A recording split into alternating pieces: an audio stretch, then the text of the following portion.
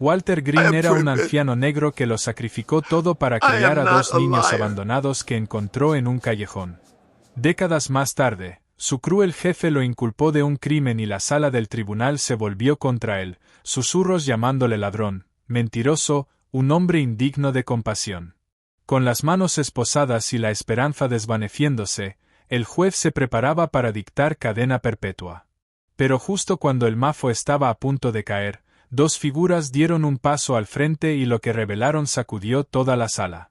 Antes de continuar, si es la primera vez que ves uno de nuestros vídeos, nos encantaría que pulsaras el botón de suscribirse. Tu apoyo significa el mundo para nosotros y nos ayuda a traerte más historias poderosas.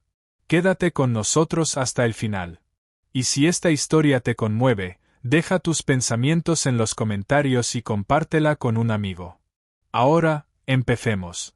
El invierno de aquel año era de esos que calaban a través de los abrigos viejos y los zapatos gastados. Las calles de los pequeños pueblos industriales olían a humo y a acero frío. El tipo de lugar donde la gente caminaba deprisa hacia casa, con la cabeza gacha, ignorando a quién se quedaba atrás.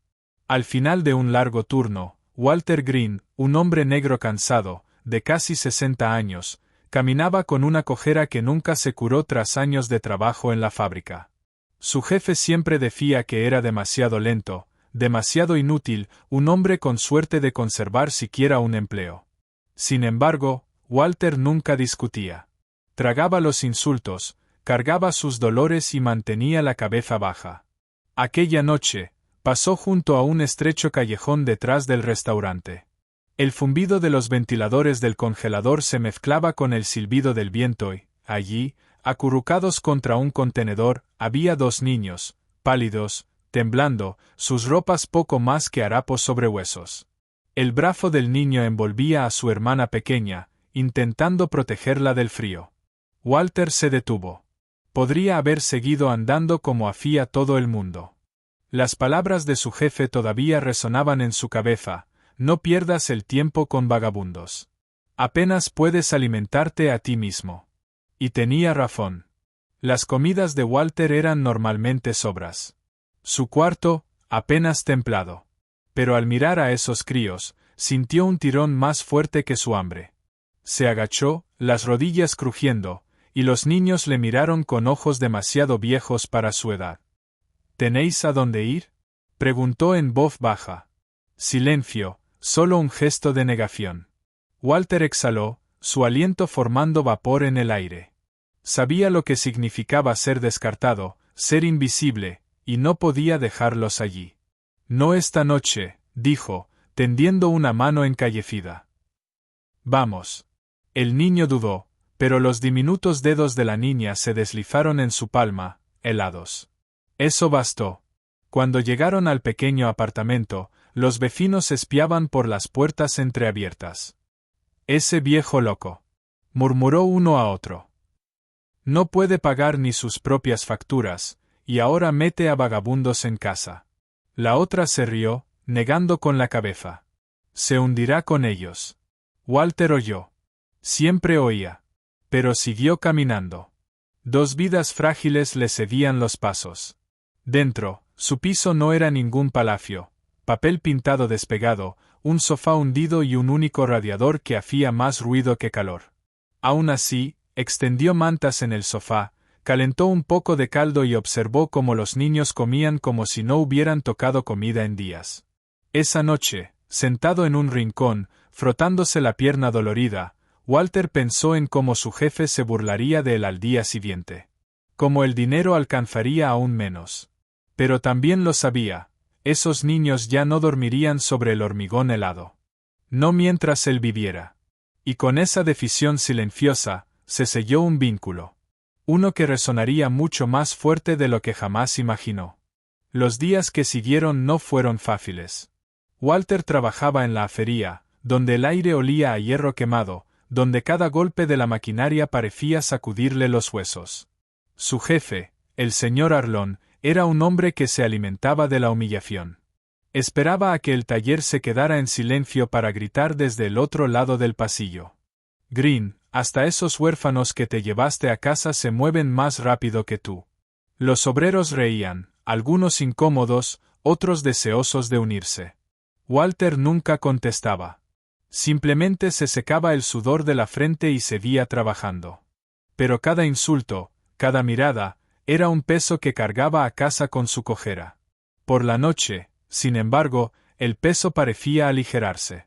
Abría la puerta de su apartamento y los niños corrían hacia él. El chico, Eli, siempre con un libro en la mano, ansioso por leer en voz alta lo que había aprendido en la escuela.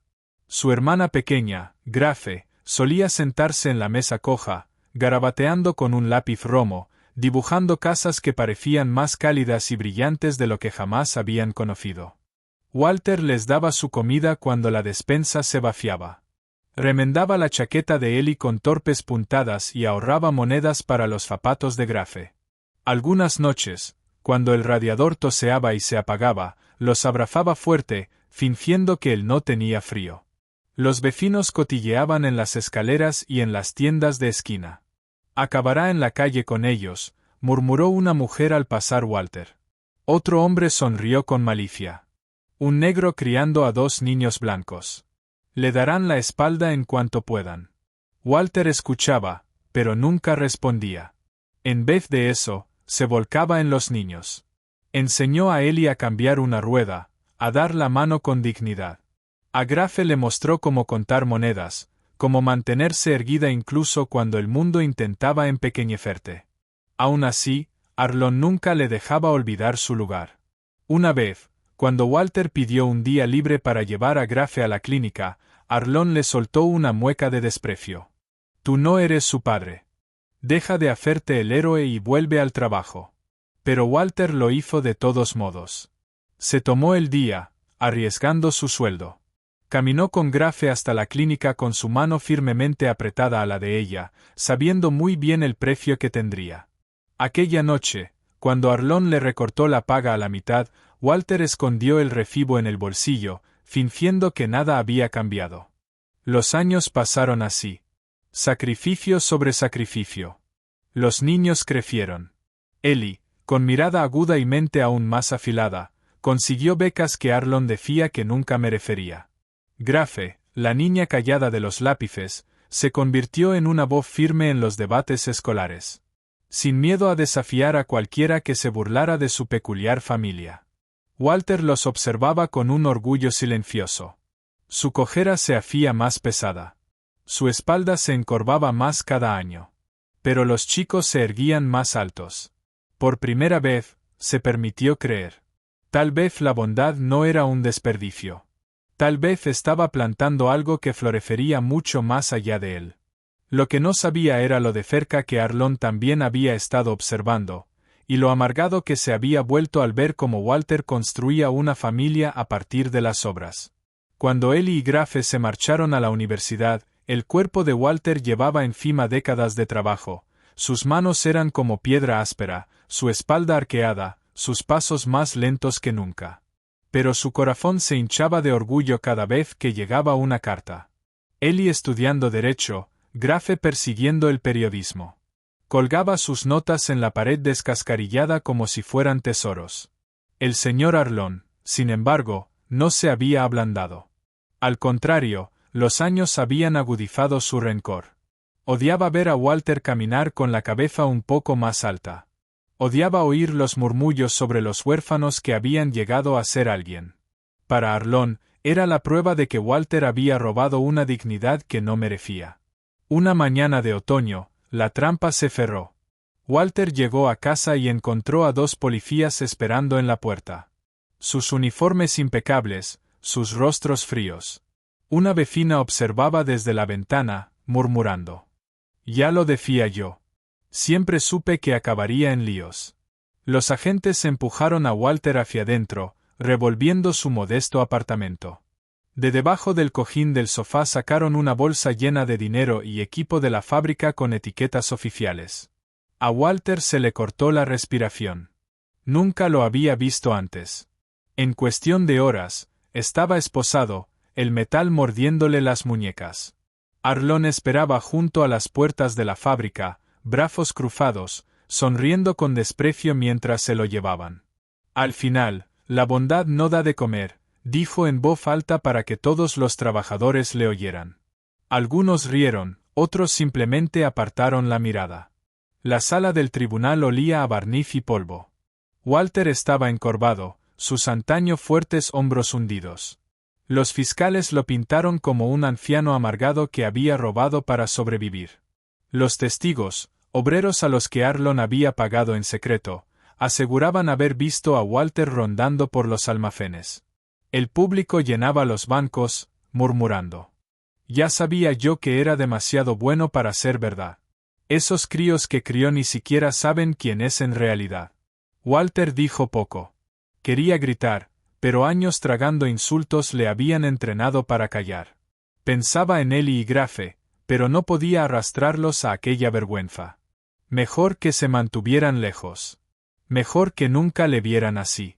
Cuando el mazo del juez golpeó, anunciando que Walter se enfrentaba a una posible cadena perpetua, la sala pareció cerrarse sobre sí misma.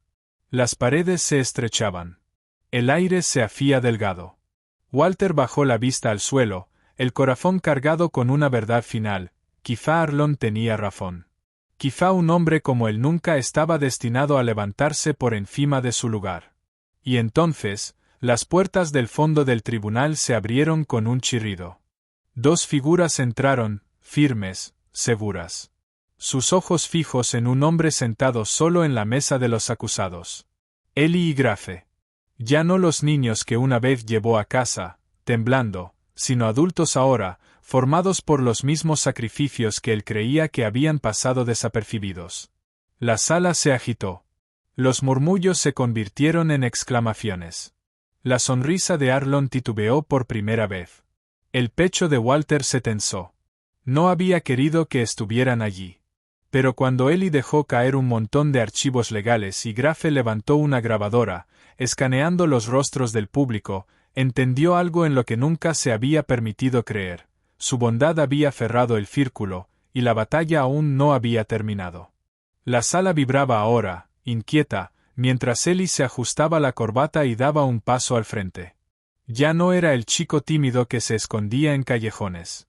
Se erguía alto, con voz firme, presentándose como el abogado defensor de Walter, golpeando la mesa con expedientes llenos de pruebas. Grafe se colocó en la galería, la grabadora parpadeando en rojo. No estaba allí solo para mirar. Estaba documentándolo todo. Sus artículos ya habían incomodado a nombres poderosos, y ahora su pluma apuntaba directamente a Arlon. La fiscalía intentó mantener el impulso, pero Ellie fue desmontando su caso pieza por pieza. Los testigos que aseguraban haber visto a Walter robar se derrumbaron bajo sus preguntas. Uno tartamudeó, admitiendo que solo había oído rumores. Otro se contradijo al ser presionado. Ellie abrió las grietas como un cirujano que abre heridas. Y entonces llegó la bomba. Grafe se levantó, pidiendo permiso para presentar un informe. Detallaba el historial de Arlon de robos salariales, acoso y cuentas falsificadas en la fábrica. Respaldado por documentos que ella misma había sacado a la luz como periodista. Murmullos recorrieron la sala. El rostro de Arlon se tiñó de rojo, sus puños blancos de rabia. Walter permanecía inmóvil, parpadeando contra el escofor de sus ojos. Había pensado que los niños que salvó lo habían superado, que se habían marchado a mundos más brillantes. Pero allí estaban, luchando con el fuego que él, sin saberlo, les había transmitido. El juez se recostó, golpeando el bolígrafo, sopesando la tormenta que se desataba frente a él. Parece, dijo al fin, su voz resonando, que todo este caso se construyó sobre manipulación. Miró a Walter, luego a Arlon. Los cargos quedan desestimados. Suspiros. Aplausos. Algún abucheo dirigido a Arlon cuando salió furioso. Derrotado, Ellie posó una mano sobre el hombro de Walter. Grafe se colocó a su lado y susurró. Ya no tienes que cargar con esto solo, papá. Esa sola palabra, papá, resonó más fuerte que el mazo que lo había liberado. Los vecinos que antes se burlaban guardaron silencio. Los periodistas escribían frenéticamente, y Walter, viejo y cansado, Por fin se permitió enderezar la espalda, levantar la mirada al mundo. Una vez había sacado a 2 niños del frío. 20 años después, ellos lo habían sacado a él de una jaula. Porque la bondad no muere. Espera. Crece. Y cuando llega el momento, salva. Cuando Walter eligió la bondad décadas atrás, nunca imaginó que un día le salvaría la vida. Esta historia nos recuerda que cada acto de compasión planta una semilla que puede volver cuando más la necesitemos. Si quieres más historias poderosas de justicia, sacrificio y redención, no olvides suscribirte y hacer clic en el siguiente vídeo. No querrás perderte lo que ocurre allí.